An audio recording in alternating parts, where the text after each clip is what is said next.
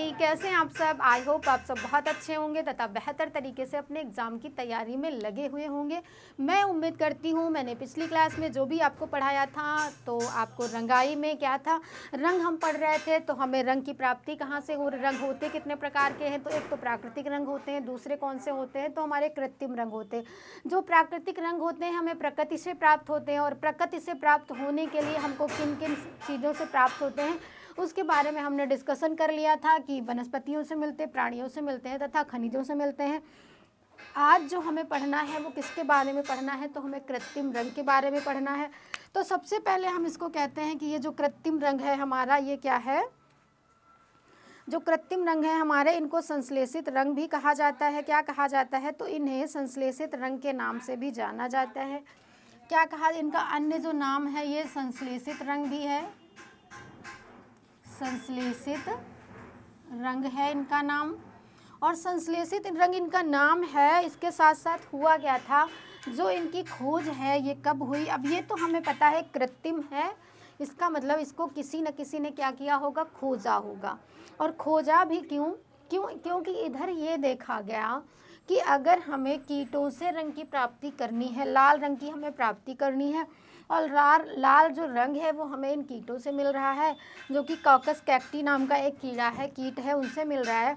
70,000 कीटों को मार करके क्या था, 5 ग्राम रंग मिल रहा था। तो रंग भी कैसा था हमारा, बहुत महंगा था। और साथ ही साथ क्या था, कितने कीटों की क्या हो रही थी, जाने जा रही थी। तो इसलिए इनकी क्या की गई, खोज की गई।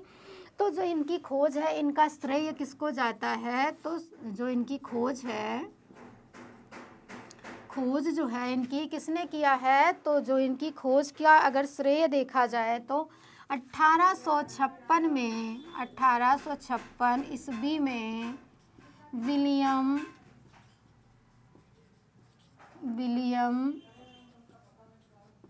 हेनरी पार्कर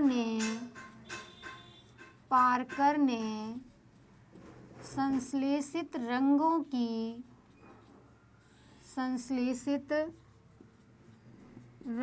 की खोज की।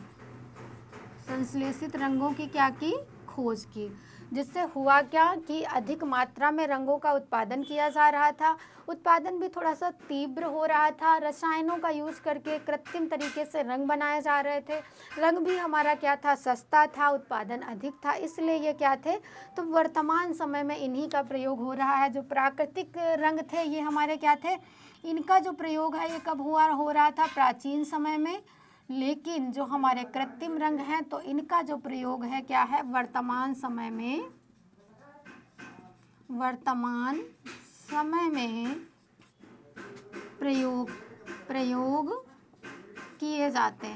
प्रयोग किए जाते हैं। अब हमें अगर कोई पीला कपड़ा रंगना होता है तो क्या हम हल्दी का प्रयोग करते हैं? नहीं करते हैं।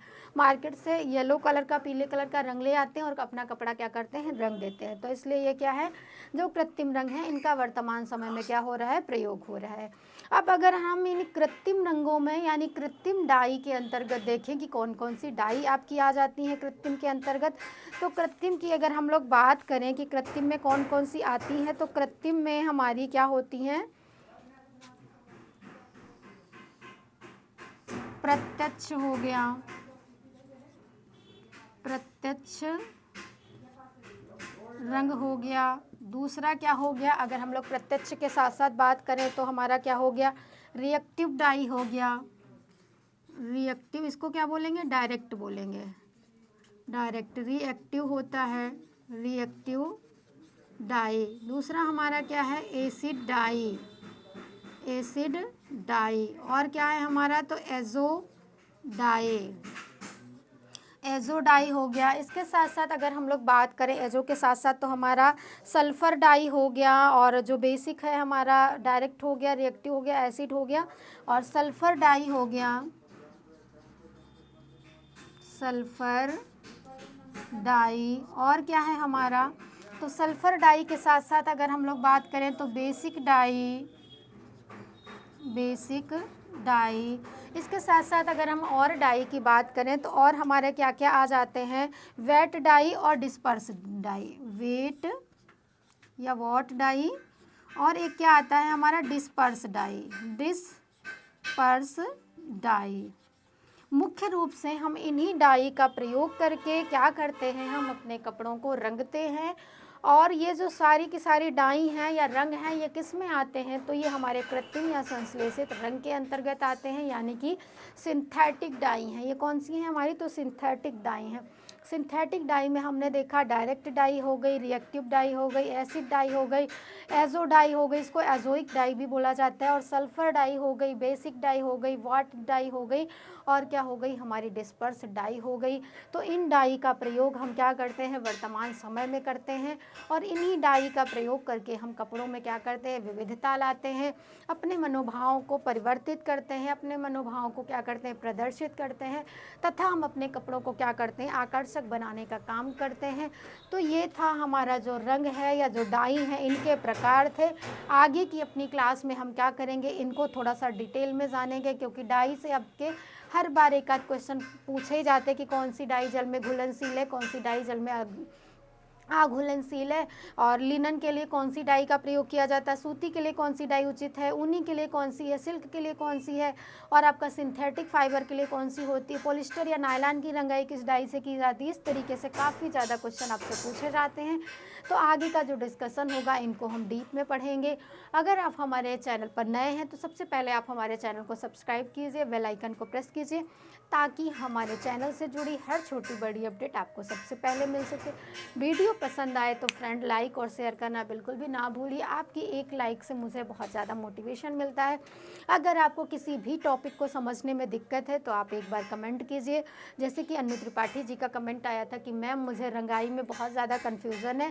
तो ये जो मैं वीडियोस या क्लास लेके आ रही है, स्पेशली अन्नू जी के डिमांड पर ही है।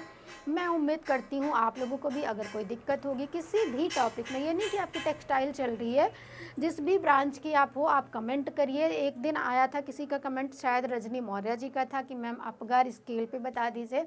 तो जैसे मैं अभी सीडी की बात करने वाली हूँ, तो जैसे ही मेरा सीडी शुरू होता है तो मैं अपगार स्केल का भी वीडियो उनको प्रोवाइड कराऊंगी।